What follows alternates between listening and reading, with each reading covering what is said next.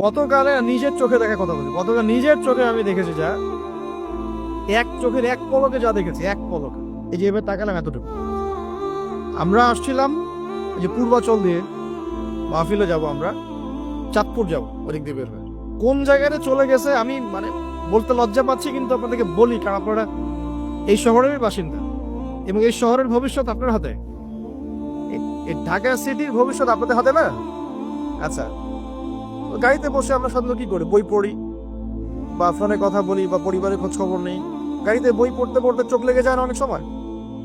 চোখটাকে rest দেওয়ার জন্য just একবার গ্লাসটা খুলে বাইরে তাকিয়েছি।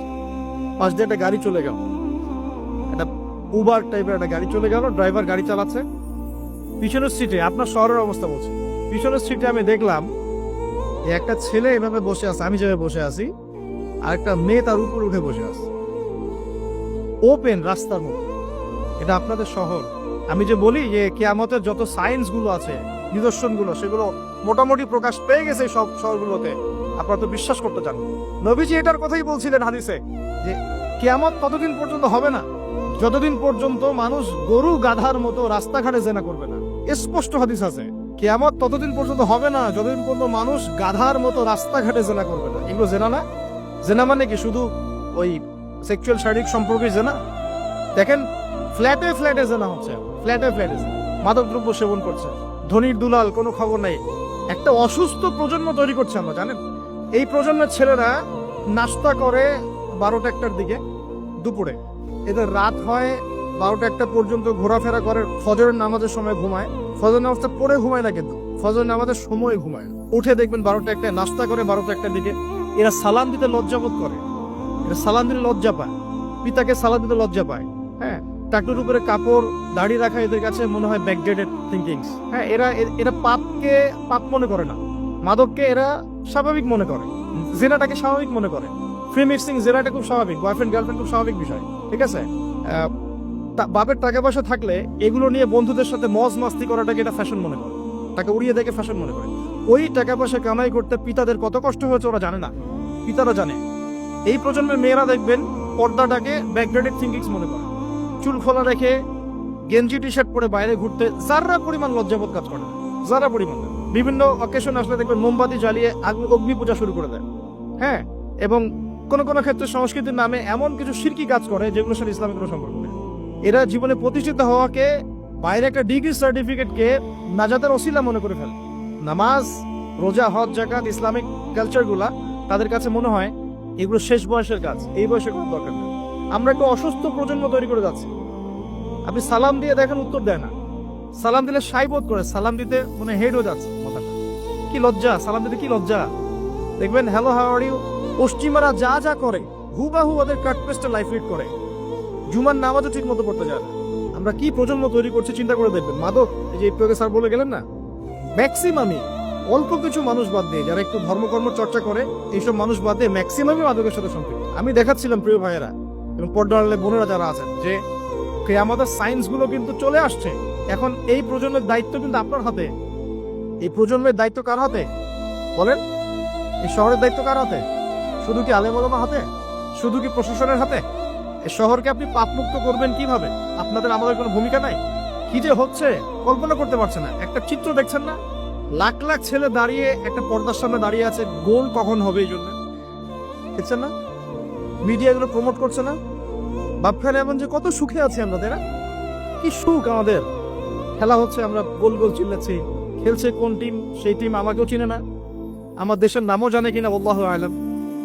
আমরা তালিশ করছি মাশাআল্লাহ, আমরা মারামারি করছি, কেউ মার্ডার হচ্ছে, কেউ আবার শোকে স্ট্রোক করে মারা যাচ্ছে, তাই হচ্ছে না? এমন কেন জাতিগত, আমরা এমন কেন হলাম জাতিগতভাবে?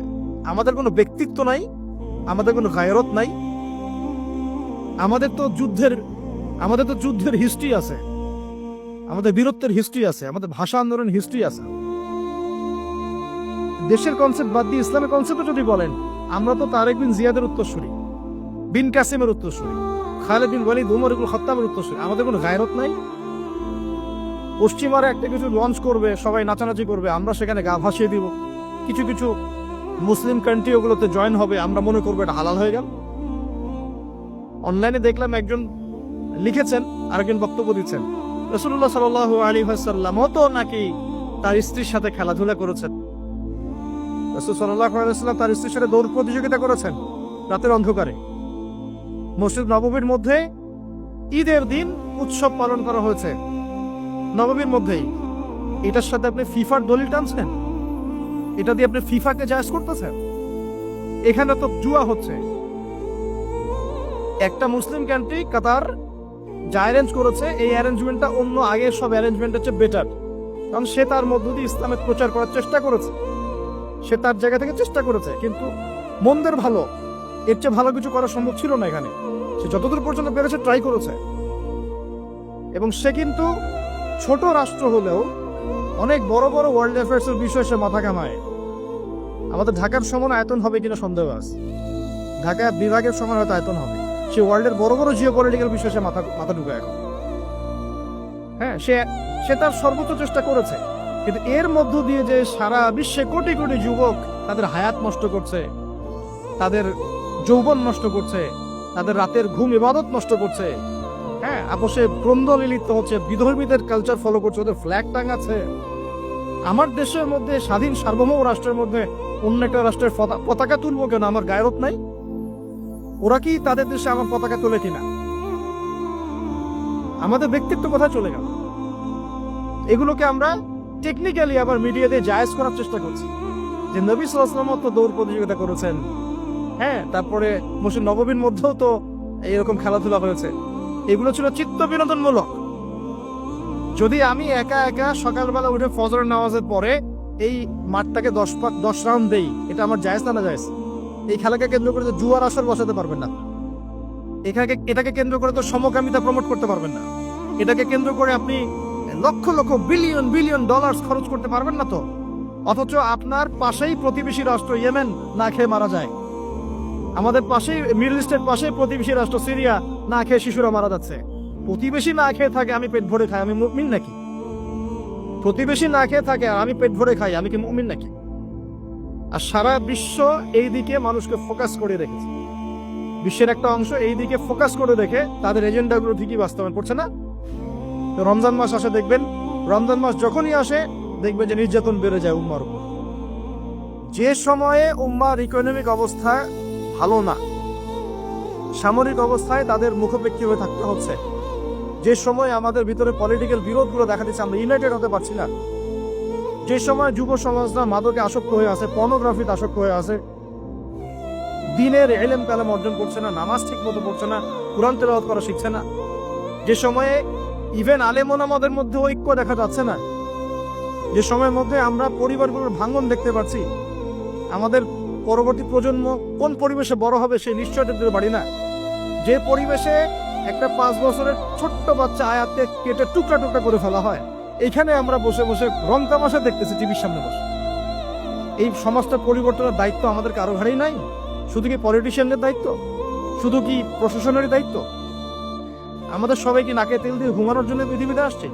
এই যুব সমাজ তো জানেই না, বোঝেই না ওদেরকে কি কারণে এই পৃথিবীতে পাঠানো হয়েছে। সে যে মুসলিম, তার যে দায়িত্ব কর্তব্য আছে, আল্লাহ পাক যে তাকে সৃষ্টি করেছেন তার ইবাদত করার জন্য এবং আল্লাহর জমিনে দিনটার প্রচার প্রসার ঘটানোর জন্য, তার কোনো ফিকির আছে?